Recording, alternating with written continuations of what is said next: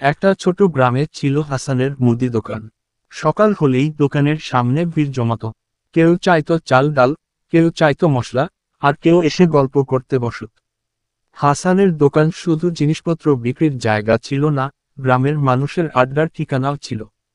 একদিন রহিম চাচা এসে বললেন, হাসান, তুমি তো শুনলাম নতুন নতুন জিনিস আনছ। হাসান হেসে বলল, হ্যাঁ চাচা, এবার শহর থেকে বাচ্চাদের জন্য রঙিন চকলেট আর মেয়েদের জন্য ক্লিপ আনছি।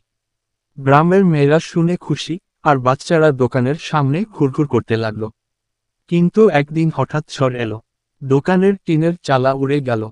হাসান মন খারাপ করল, কিন্তু গ্রামের মানুষ ছাড়ল না।